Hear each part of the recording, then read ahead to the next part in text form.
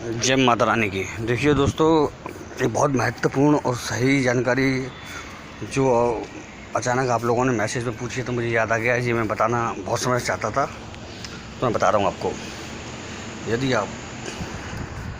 यदि आप कोई साधना करने बैठते हैं तो उसमें कई प्रकार की शक्तियाँ, समझ लीजिए नेगेटिव शक्तियाँ, आपको उस क्षेत्र से हटाने के चक्कर में रहती हैं। क्योंकि ऐसे कामों को सफल होने देने के लिए कम ही चीज़ें होती हैं जो सहायता करती हैं। बाकी ज़्यादातर शक्तियाँ आपको उस मार्ग से विचलित करती हैं, हटाती हैं। तो उसके लिए कुछ बंधन बता दे रहा हूँ आपको, बहुत अचूक बंधन होते हैं वो। कि पहले तो आप अपने गुरु का बंधन लगाइए, ठीक है। मेरी भक्ति गुरु की शक्ति फ्रो मंत्र ईश्वरो वाचा, इतना बोल करके। और मेरी भक्ति मेरे गुरु की शक्ति और फ्रो मंत्र ईश्वरो वाचा। इसमें आपके गुरु होते हैं, जो गुरु के भी गुरु, उनकी भी शक्ति लग जाती है, चाहे वो कितने भी गुरु हों। तो ये कह करके 3 बार ताली बजाएं।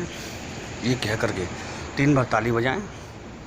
और ताली किस तरह से बजानी है, चारों मतलब तीन बार किस तरह बजानी है, जैसे एक आगे, एक इस बगल में और एक इस बगल में। पहले आगे बजानी है, फिर सीधे हाथ पे, फिर उल्टे हाथ पे, इस तरह से 3 बार ताली बजाएं। और बिल्कुल समझ लीजिए आपके गुरु का बंधन आपके ऊपर लग गया है। फिर आपको कोई भी चीज़ आपको ध्यान डिवाइड नहीं कर पाएगी। यदि आपकी गुरु में श्रद्धा पूरी है तो आप इस चीज़ का चमत्कार, इस जो ये तरीका मैंने बताया, इसका चमत्कार आप देखेंगे। जी मैंने बहुत पहले अपने गुरु थे जो अब नहीं है,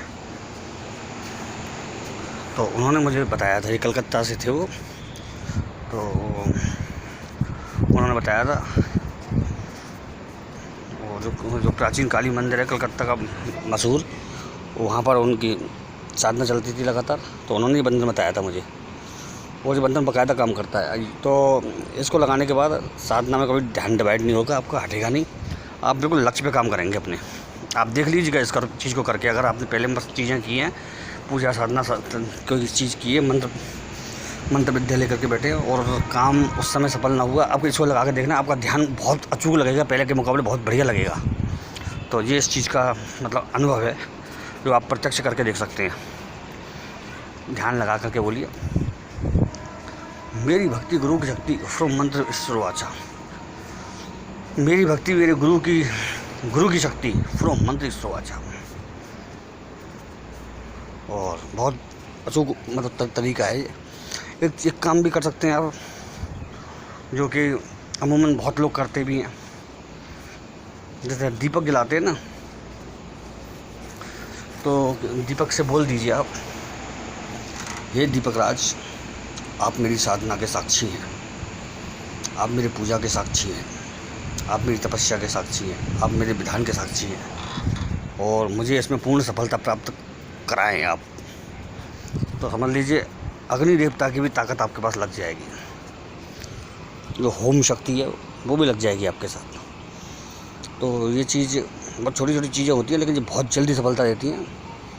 और जो किए हुए होते हैं, जिनको अनुभव सिद्ध होता है, उन्हीं को ये चीज़ें मालूम होती हैं। बाकी ये किताबों में नहीं मिलती कहीं पर भी। आप किताबों से निकालेंगे तो नहीं मिलेगी। हाँ, लेकिन कोई ज्ञानी इनको ज़रूर बता देगा आपको। अगर कोई अच्छा ज़्यादा लंबे समय तक इस चीज़ में रहा है तो वो आपको इन चीज़ों को आराम से बता देगा जो मैंने बताई। ये चीज़ आपको, जो कि दीपक साक्षी होता है कहीं साधना का, और ये गुरु की शक्तियाँ लगती हैं कि नहीं। क्योंकि सबसे प्रथम गुरु शक्ति आती है। आप पर कोई विपदा आती है, यदि आप किसी गुरु को बहुत मानते हैं तो गुरु से टकरा करके वो पहले गुरु से टकराएगी आकर के वो। तो ये सब चीज़ें हैं। तो आप बेफिक्र होकर के इस प्रयोग को कर सकते हैं और इस चीज़ का चमत्कार देख सकते हैं। गुरु, आपने जो गुरु बनाया है वो भी अच्छा। मैं आपको अपने बारे में बता देता हूँ। मेरे पास कई लोगों के फ़ोटो भेजते हैं मुझे, खींच के अपने पूजा स्थल के।